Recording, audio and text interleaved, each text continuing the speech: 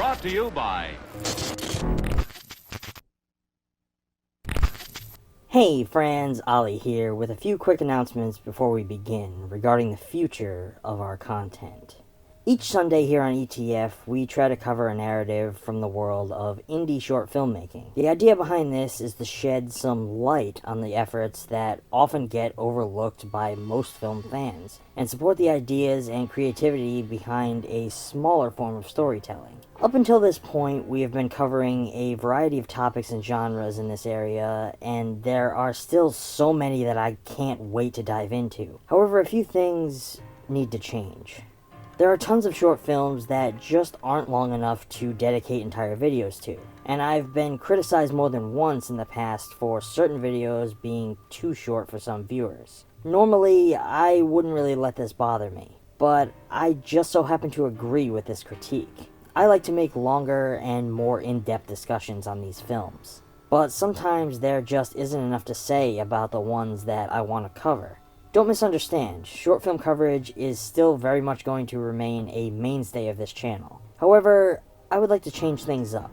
Our standard short film reviews are going to shift focus and cover longer films. The general rule here will be anything longer than 10 minutes. For shorter efforts, I plan to retool the format and bring you guys what I'm calling bite-sized reviews, which are going to cover 3 films at a time that are each under 10 minutes in length. This way, I can still bring you guys my thoughts on all of the films that I want to cover and keep the content hefty and satisfying. Another addition to the short film side of the channel will be coming in the near future in the form of series called From the Altar, From the Crypt, and From Dust, which will allow us to cover the many short films under the banners of YouTube channels like Altar, Crypt TV, and Dust. If you are a fan of short horror films, then I'm sure that you will be familiar with them. These are short films that I have been wanting to cover for a long time, and I feel that with so many quality productions under their banners, they more than deserve their own spotlights here on ETF. But with all that being said, let's kick off the future of this channel by taking our first quick bites.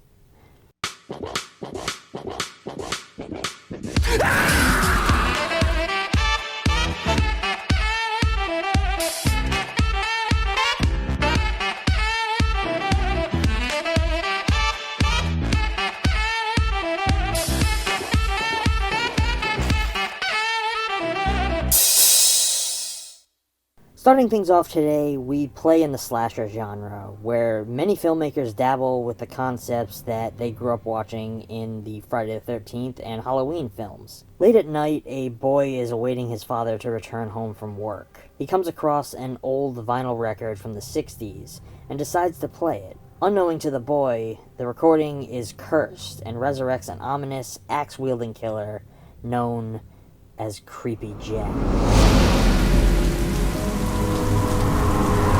This film was gorgeously captured with beautiful atmospheric and cinematic lighting as a proof of concept for a much longer, hopefully feature-length idea, steeping us into a deep and rich backstory in such a short amount of time.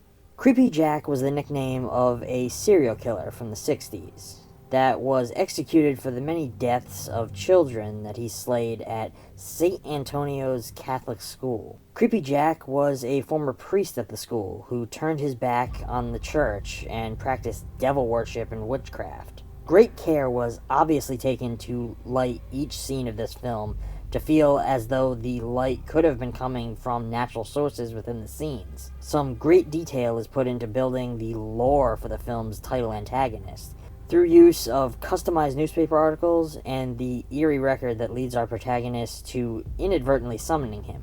The Creepy Jack figure in and of himself definitely feels reminiscent of the archetypes that we find in creepypastas all over the internet these days. However, his general look appealed greatly to me, and the fact that director Brian Madison chose to keep him obscured as a looming silhouette in creepy, somewhat colorful lighting added a sort of creepshow vibe to things. There were a few unfortunate choices here. One scene utilizes the now done-to-death text bubbles on screen editing choice. I personally hate this in films. I just feel it looks ugly. but it does work to make a mundane text conversation more engaging for viewers. I think the tension in this film's score could have been brought to a higher level to increase the drama of each moment, and the acting could also have been increased to help sell the danger of the situation. It never really felt like the protagonist was in any real danger. There are some great ideas in this film that don't exactly pan out, but the film surely aims to deliver on the otherworldly slasher vibe, but feels much closer to an Insidious spook house film. For me, it delivered pretty strongly. Brian Madison did an incredible job creating a memorable and visually stunning presentation, and made some fun and unique choices throughout. Nice The Fog cameo, by the way. And definitely took the time to build up a lore for the character that could easily be turned into a longer, reoccurring character in its own franchise. I'd personally like to see this one get the feature treatment. I'm giving Creept Jack a B+. These eerie entities with the potential of horror iconography are becoming more and more popular these days in the short film world, some creating entirely new personas from scratch, while others borrow elements from more established figures like Slender Man. This is the case in our next flick, that calls forth the looming presence of the Tall Man.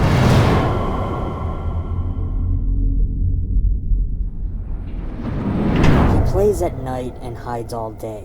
The tall man's here and he will stay, warns the nursery rhyme that establishes our lanky antagonists in this bite-sized short film from Social House Films that follows a woman getting ready to go out one night who discovers a mysterious message scrawled into her closet wall that calls forth the specter that aims to claim her for his own. This film definitely plays strongly on the Slender Man vibes, while still aiming to create a new, weird, and creepy entity from the structure of so many who have come before. The use of the creepy nursery rhyme is nothing new in the horror plane, but does give this character a touch of his own lore.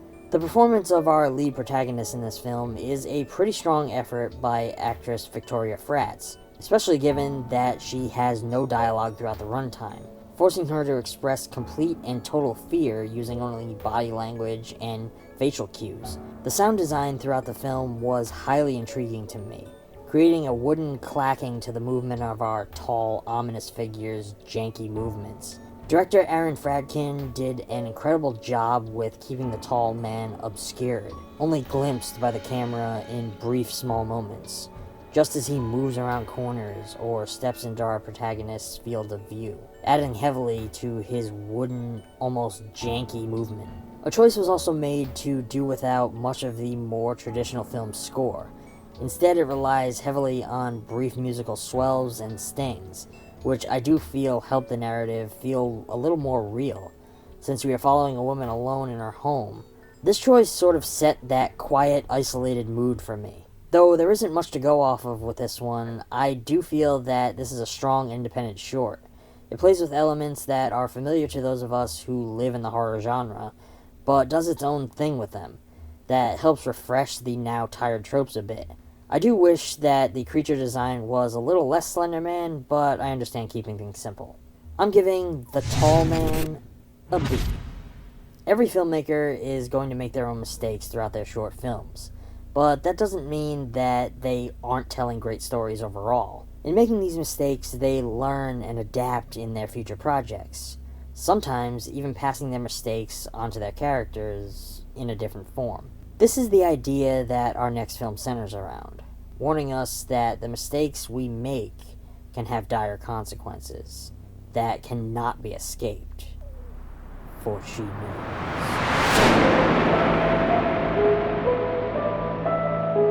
Be on the lookout. Police in Texas are looking for this 14-year-old girl, and they say could be in serious danger. Coming from filmmaker Spencer Keller, we open with a beautifully captured, locked-down camera style that introduces us to a young man in the midst of a tragedy, as he is forced to deal with the psychological repercussions of covering up something he shouldn't have. For me, this choice cemented the unforgiving and haunting manner that this film would be told in. This one features a strong visual presentation and an excellent performance that really allows us to dive into the protagonist's thoughts at any given moment, letting us experience his fear and paranoia right alongside him.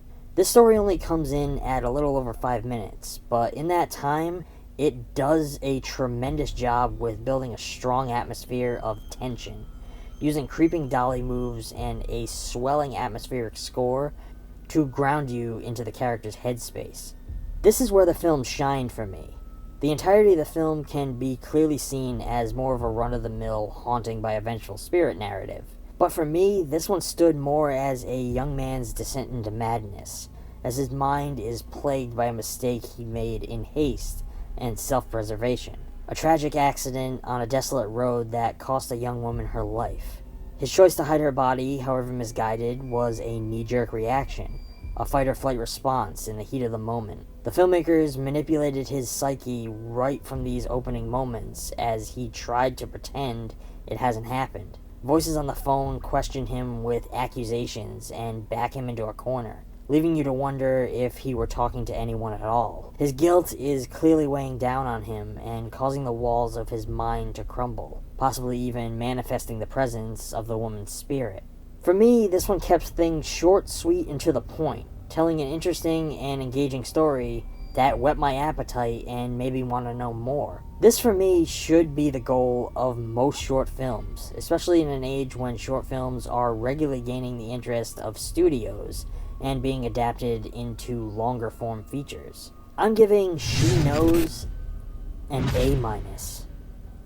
For me, independent short films don't have to be a long, deeply developed, and structured narrative experience that lasts over a half hour. Unique and engaging stories can still be told in brief and snappy ways, with the use of well-chosen details, which is one of the reasons I continue to cover them on this channel. There are unique concepts out there in the deepest corners of horror that warrant further exploration.